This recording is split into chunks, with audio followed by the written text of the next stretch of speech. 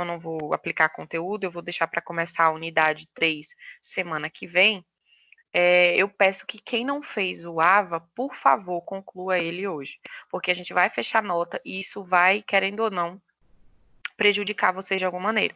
E aí, para eu ver se eu consigo forçar vocês a responder esse AVA, porque por incrível que pareça, hoje eu comecei a corrigir as avaliações e as notas não foram muito boas, tá? Eu esperava que tivessem aí uma nota melhorzinha, né? Pelo conteúdo, por ter sido uma atividade, né, passada, e eu acredito que não tenha sido tão difícil. Foi tudo que eu falei na aula de revisão com vocês, caiu em prova. Então, para ver se eu consigo, como é que se fala? Estimular, né? Estimular vocês a fazer esse AVA, eu peço que vocês concluam ele hoje, a unidade 2, até a unidade 1 e 2 inteira, tá? Completa, de Engenharia, Ciência e Tecnologia. E aí, quando eu lançar a nota, eu vou verificar quem concluiu e como eu vou dar um abono e uma bonificação de pelo menos 80 pontos na prova da pessoa que fizer o AVA completo até a unidade 2, para ver uma forma que eu achei de ajudar vocês, visto que as notas não foram muito boas, né? Lógico que teve pessoas que saíram muito bem, mas na grande maioria das 18 avaliações que eu recebi, mais da metade saiu com a nota não muito boa, tá? Então é isso que eu vou estar passando aqui para vocês hoje. Entendido até aqui, pessoal? Alguma dúvida? Quem chegou depois? Ninguém tem dúvida? Então vamos lá, deixa eu compartilhar com vocês aqui a tela. Espera aí rapidinho.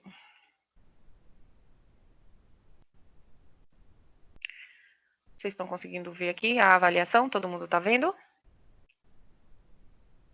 Ou alguém não está conseguindo ver? Pessoal, vocês estão conseguindo ver? Sim, professora. Então, eu estou conseguindo. Tá. Eu também estou conseguindo ver, professora. Tá, então vamos lá, vou responder aqui com vocês, tá? Ó, a primeira questão lá, ela dizia o seguinte: analise as alternativas abaixo. Né? Aí ele, no item 1 ele falava: a evolução da engenharia no Brasil culminou no reconhecimento da profissão em 11 de dezembro de 1933, através do decreto 23.569, que regulamentou o exercício das profissões de engenheiro, arquiteto e agrimensor, sendo nessa data comemorado o Dia do Engenheiro. Isso é verdadeiro, né, pessoal? Eu falei isso com vocês em sala de aula, no primeiro dia de aula, se eu não me engano. Eu falei para vocês desse decreto e falei na revisão também, né, que o reconhecimento da profissão ele se deu em 1933. Então, só em 33 que a gente vai ter reconhecimento de que existia ali regulamentada a profissão do engenheiro, né? E foi através desse decreto 23.569, tá? E por isso, como foi dia 11 de dezembro, a gente comemora, assim, o Dia do Engenheiro no dia 11 de dezembro. Então, o item 1 aqui é verdadeiro, tá? Dentre as atividades e atribuições profissionais do engenheiro, do arquiteto e do engenheiro agrônomo, descritas na Lei 5.194, de 24 de dezembro de 66, né? Então, vocês lembram lá que eu falei, olha, a profissão ela foi regulamentada em 33, mas só 33 anos depois, né, em 66, foi que eles foram lá e descreveram as atribuições do que cada um, né, o que era que o engenheiro fazia. E lá vem dizendo, né, então ele aqui está dizendo, consiste o desenvolvimento de cargos em autarquia de economia mista ou privada, isso existe lá nessa lei, então até aqui é verdadeiro. Experimentação e ensaios, que é verdadeiro também. Direção de obra, ensino e pesquisa e produção técnica especializada, isso é verdade, pessoal. Então, todos esses tópicos aqui vocês encontram lá na lei. Então, até aqui a gente tem a alternativa 1 e 2, são verdadeiras, tá? Item 3. O Conselho Federal de Engenharia e Agronomia possui jurisdição nacional, regula leis e decretos ao exercício da profissão e tem papel institucional de segunda instância. Isso também é verdadeiro, né? Vocês lembram que eu falei, olha, o CONFEA, que é o Conselho Federal de Engenharia e Agronomia, ele tem uma jurisdição nacional e o papel dele é regular leis. Ele quem cria todas as leis e decretos que a gente tem dentro da profissão, tá? O papel do CREA, que é o Conselho Regional, é só de fiscalizar, fazer com que as leis se cumpram. E aí, esse CONFEA, né, o Conselho Federal, ele tem um papel institucional de segunda instância, porque eu falei a vocês, quando um profissional ele é julgado, em primeira instância ele vai para o Conselho Regional, é o CREA quem julga. Não resolveu, quem resolve é o CONFEA. Então, o item 3 também é verdadeiro. Então, a gente tem o item 1, 2 e 3 como verdadeiro, tá? Aí, o item 4, ele vem falando o seguinte. O Conselho Regional de Engenharia e Agronomia possui jurisdição estadual. Até aqui é verdadeiro. Fiscaliza e orienta o aprimoramento profissional e desenvolve o papel institucional de primeira e segunda instância. Se fosse até primeira instância, isso aqui estaria verdadeiro, né? Como ele colocou segunda, o item se torna falso por conta do segunda instância, que a gente já viu que quem exerce esse papel de segunda instância é o CONFEA, tá? Então, eu tenho aqui que o 1, 2 e o 3 são verdadeiros, só o item 4 é falso. Então, a alternativa seria aqui letra C. Lá no de vocês, se eu não me engano, na provinha lá, ele ficava alternando, tá? Então, não leva, eu marquei letra B. Se você marcou que de 1 a 3 é verdadeiro e só o último é falso, você acertou, tá? Porque lá ele alternava. Horas, para um aluno, ele aparecia que essa alternativa era a letra A, para outro, ele aparecia que ela era a letra D. Então, não se apeguem à letra, se apeguem às alternativas, se são verdadeiras ou falsas. Alguma dúvida? Alguém teve alguma dificuldade ou quer perguntar alguma coisa sobre essa questão? Ninguém? Tá. Então, vou continuar, tá? A segunda questão, ela fala o seguinte, ó. Um engenheiro é contratado para trabalhar em uma empresa com uma jornada de trabalho de 8 horas diárias. Considerando o salário mínimo atual, né, que aqui ele está dizendo que é de R$ 998, qual o valor do salário mensal do engenheiro? Então, aqui vocês precisam lembrar lá de uma leizinha que tem lá no pelo CONFEA, né, que foi criada pelo CONFEA, onde ela fala que a gente tinha uma tabelinha, né, eu mostrei essa tabela para vocês, e ele dizia que para uma jornada de 6 horas, ele deveria receber 6 salários mínimos, né? Para uma jornada de 7 horas, ele deveria receber 7,25 salários mínimos. E para uma jornada de 8 horas diária, era de 8,5 salários mínimos. Então, para vocês responderem isso aqui, vocês teriam que multiplicar 998 por 8,5, encontrando aí a resposta como a letra B, R$ 8.483. Entendido, pessoal? Professora, para mim descobrir aí como era que eu tinha que multiplicar, como é? Não entendi direito, não. Ele está falando, porque assim, ele está falando aqui que o engenheiro foi contratado para trabalhar 8 horas, né, diárias. E aí, por lei, né, a lei que estabelece lá, a gente viu em sala que estabelece o salário do engenheiro, ele fala o seguinte na tabela, né, ele diz que para um engenheiro que trabalha 6 horas diárias, né, então, se fosse 6 horas, ele teria que receber 6 salários mínimos. Então, se fosse 6 horas aqui, seria 6 vezes 998. Mas não é 6 salários, não são 6 horas diárias. Ele está dizendo que ele trabalha 8 horas. E aí, lá naquela tabela que eu mostrei a vocês em sala, 8 horas diárias, ele tem que receber 8 salários mínimos e meio.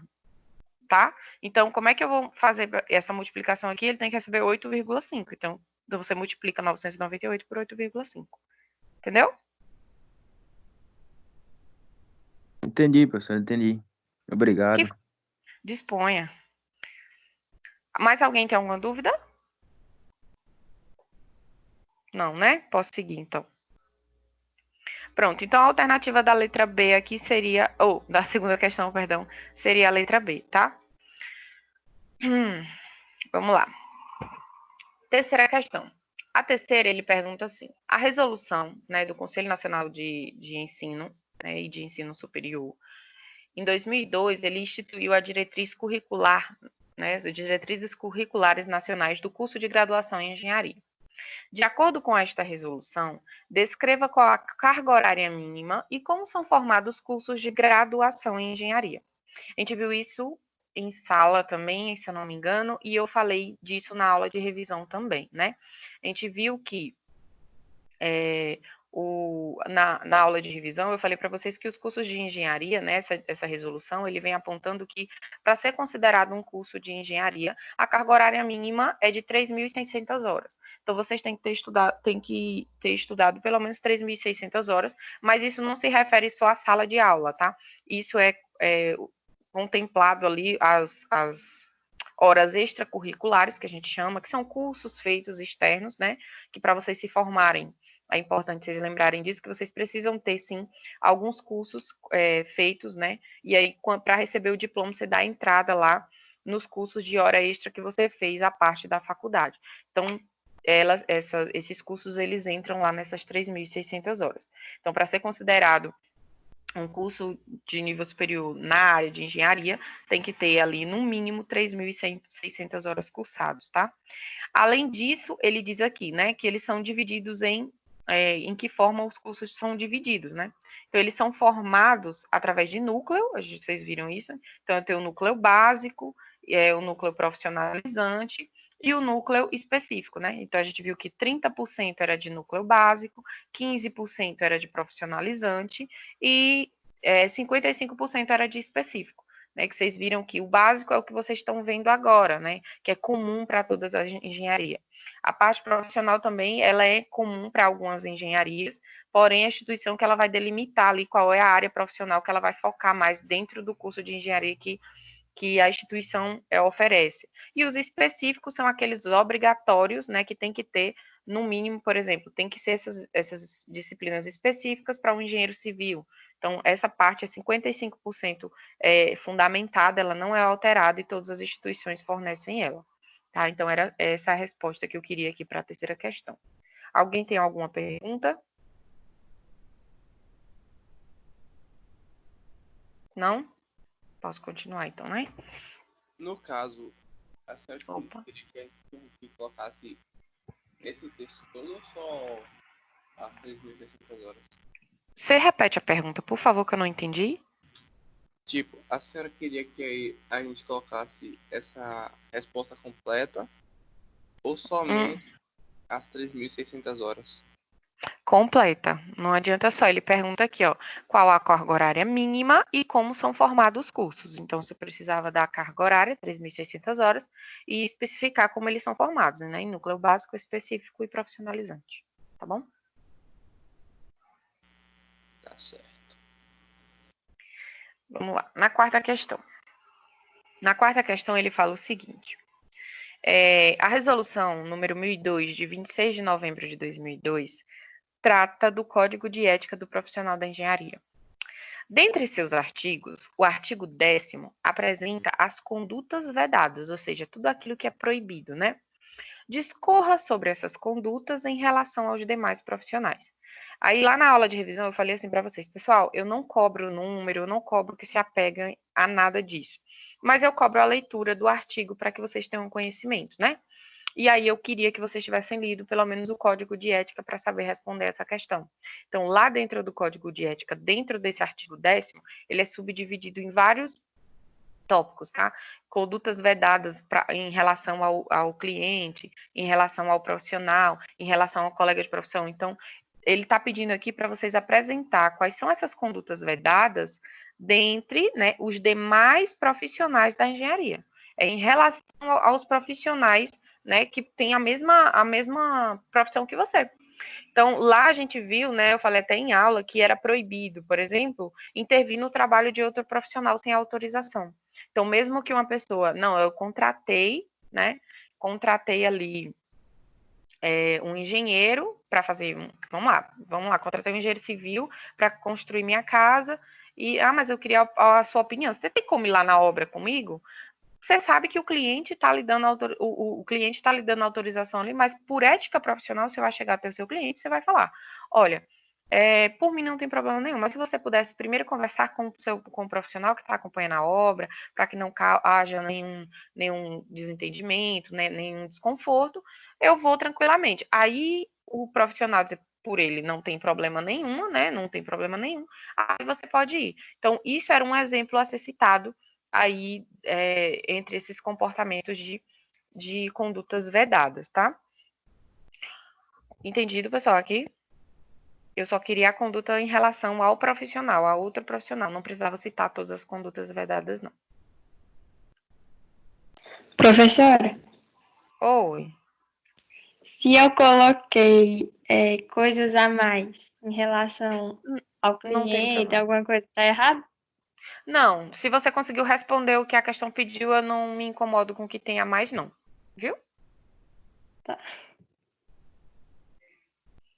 Vamos lá, seguindo. Quinta questão. A quinta, ela falava o seguinte, ó. Sabemos que a ciência é importante para o avanço da humanidade, pois é através dela que conseguimos compreender mais os fenômenos da natureza e desenvolver tecnologias. Diante do que foi discutido nas aulas, escreva como a pesquisa científica é desenvolvida no Brasil e como o objetivo da lei da inovação tecnológica contribui para essas pesquisas. Então, isso aqui, pessoal, eu falei também com vocês, e tem vídeos, né? E aqui, acho que nesse conteúdo foi quando a gente começou a fazer vídeo aula em casa, eu já não estava mais em sala, mas eu tornei e repeti ele na aula de revisão para quem assistiu. E aí eu falei para vocês, olha, gente, a pesquisa aqui no país, ela é desenvolvida nas universidades públicas e privadas, né? Através de pesquisas realizadas pelos alunos de mestrado e doutorado, que são ali orientados por pelos professores, né? Que a gente chama, são professores com pós-doc, né? São professores pesquisadores ali, eles são orientados por eles. Então, aqui, né, elas são, respondendo à primeira pergunta, escreva como a pesquisa é desenvolvida no Brasil. Ela é desenvolvida em universidades públicas ou privadas, né, em institutos de pesquisa também, tá? Através de alunos de mestrado ou doutorado. E aí, como que a lei de inovação tecnológica contribui? A gente viu que a LIT, né, que é uma chamada lei, ela tem o objetivo de formar parcerias entre as universidades e os institutos de pesquisa, fazendo com que as empresas, elas incentivem a inovação, né, incentivando assim a inovação tecnológica para as empresas. Então, eu falei para vocês, é quando a empresa tem a necessidade de melhorar seu processo, mas ela não sabe como. Então, essa lei, ela faz com que a empresa invista na pesquisa voltada, lógico, para a sua empresa, mas ela financia lá aquele pessoal que está fazendo pesquisa, aqueles alunos de mestrado e doutorado, para fazer pesquisa em prol da sua empresa, tá? E ao mesmo tempo, está incentivando a pesquisa no país e o desenvolvimento e a inovação tecnológica dentro do Brasil. Entendido, pessoal? Alguém tem alguma questão, algum argumento para fazer? Professora, essas questões aí não tem meia certa não, moço, porque eu coloquei quase isso aí, mas não foi bem isso aí não. Assim, pessoal, como vocês estão nunca são novos, né, na instituição, nunca viram nenhuma avaliação minha, eu nunca corrijo prova, até em cálculo, assim, as provas de físicas, eu sempre procuro ver o que o aluno acertou, tá? Eu não acho que porque vai estar diferente, está errado, acabou tudo, não. Eu tento tirar dali o que você tentou passar, tá? Agora, se não está tão completo, óbvio que eu não vou pontuar completo, mas eu sempre considero o que você escreve. Óbvio que tendo dentro da pergunta, tá bom? Pronto. Bora seguir ou alguém vai falar mais alguma coisa? Posso? Então vamos. Sexta questão. A sexta, ele falava assim, ele pergunta o seguinte: o método científico é utilizado pelos cientistas para conduzir e desenvolver experimentos. Quais são as características e as etapas desse método? Eu acho que foi onde eu mais falei com vocês, né? Que é o conteúdo da unidade 2 aí. A gente viu que método científico é o método que a gente utiliza para, como a própria questão está falando, para desenvolver os experimentos. Então, lá dentro ele tem etapas a ser seguido para que esses experimentos eles se desenvolvam. Então, eu preciso seguir essas etapas, né? Então, é essas etapas que a questão quer, mas antes de pedir as etapas, ela está me pedindo quais são as características desse método, por que ele é tão importante, né? O método científico, pessoal, a gente viu que ele é um método que ele é real, porque ele é baseado em algo realmente que ocorre, tá? Ele não é baseado em achismo, né? A gente até falou de senso comum um pouquinho mais à frente. Então, ele é real. Para ele falar aquilo já foi provado, então, por isso que ele se torna real. Ele é um método contingente, tá? Ele é sistemático, tá? Então, a gente tem um sistema ali, um modelo para estar seguindo. Ele é verificável, porque qualquer pessoa pode estar verificando, né, ele. Ou seja, se eu realizo um experimento hoje, ou outra pessoa pode estar realizando o mesmo experimento que eu amanhã, porque ele é verificável, né? Ele é falível e aproximadamente exato, né?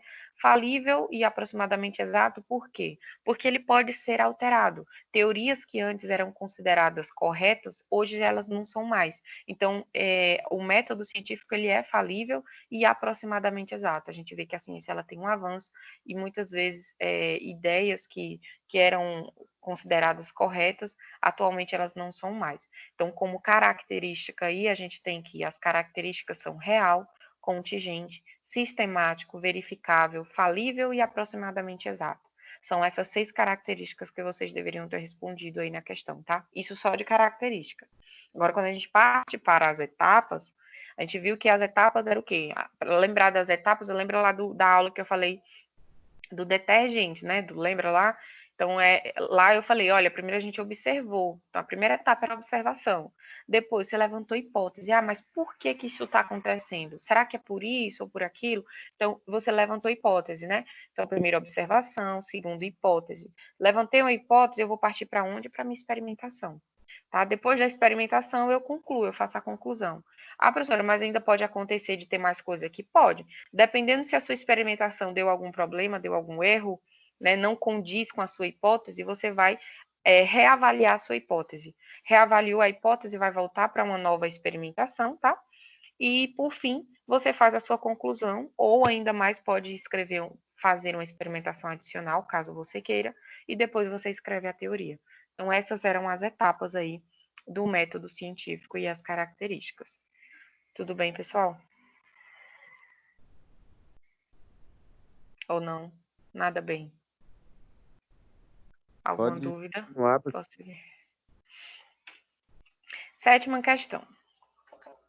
A 7ª questão, ela falava assim: existem 2 tipos de critérios para construir o conhecimento científico. São os critérios internos e os critérios externos, né? Quanto aos critérios internos, ele só quer saber quanto aos critérios internos. Discorra quanto à sua forma, né? Então, a gente viu lá que os critérios internos, eles são divididos em forma, né? Quanto à forma e quanto ao conteúdo. Aqui ele só está pedindo quanto à forma, ele não quer quanto ao conteúdo, tá? Quanto à forma, ele fala de coerência e consistência. Lembra que o critério interno quanto à forma, ele diz que para uma obra científica, né, ser considerada de fato uma obra científica, ela tem que ter coerência, né? Ela não tem que ter contradição.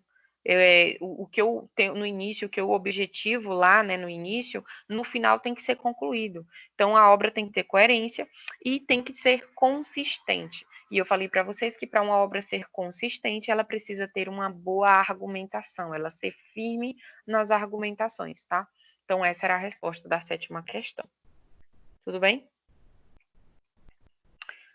Por fim, né, a última questão aqui, ela fala o seguinte, ó: para criar obras científicas, utilizamos o conhecimento científico, por ser baseado em fatos e comprovações. A formação desse conhecimento se dá através de pesquisas. Quais são os tipos de pesquisas existentes apresentadas em aula? Explique-as. Então, eu só queria que fossem apresentadas em aula, né? Eu falei para vocês lá que para a gente começar um conhecimento científico, a gente precisa fazer pesquisa, né? E existem 3 tipos de pesquisas a serem feitas. A pesquisa exploratória, descritiva ou explicativa. Falei isso com vocês, eu dei o exemplo até do meu TCC, se eu não me engano.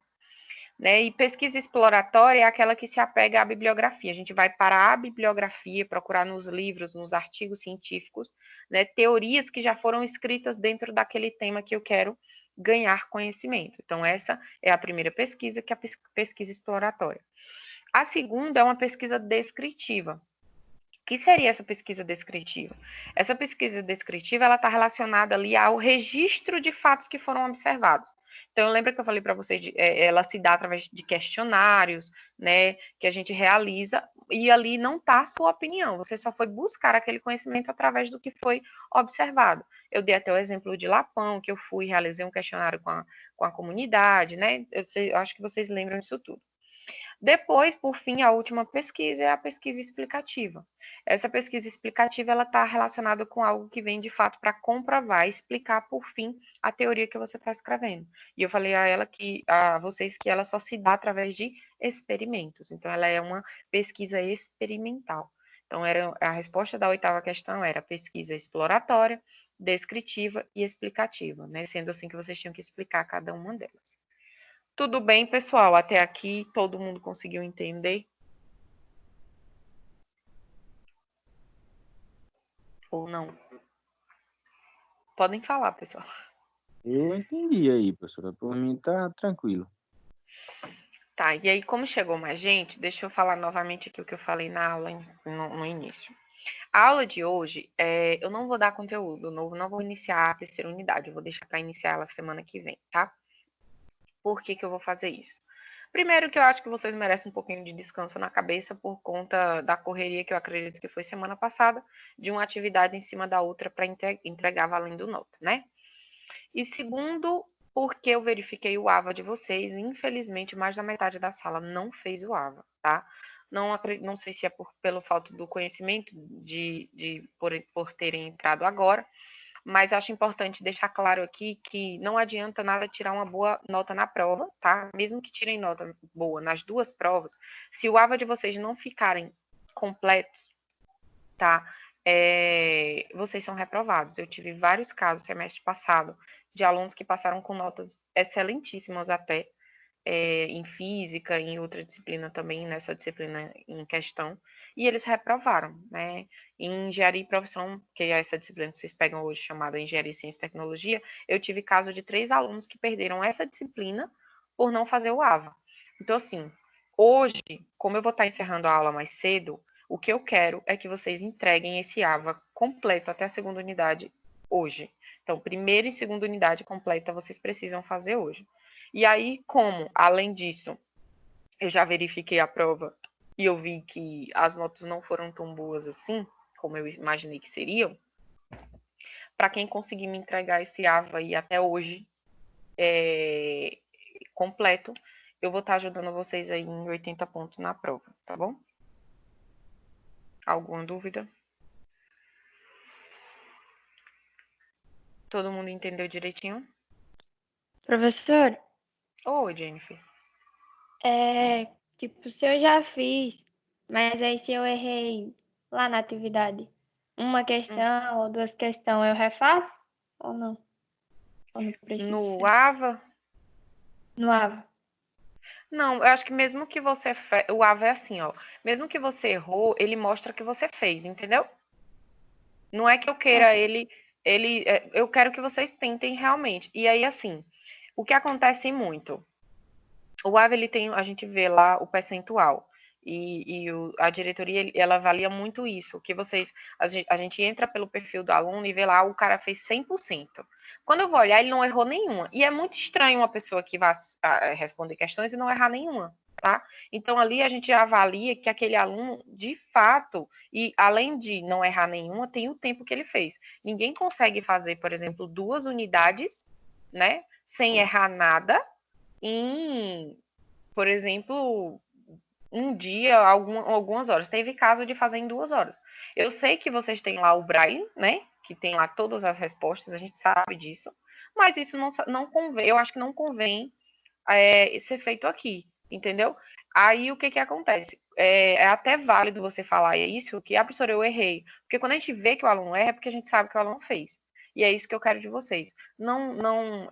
Como vocês estão entrando agora, eu vou tentar quebrar esse paradigma de agora, que está sendo até difícil em relação a algumas outras turmas, né? Porque o pessoal acha, não, eu só vou procurar no Braille e vou jogar e tá tudo certo.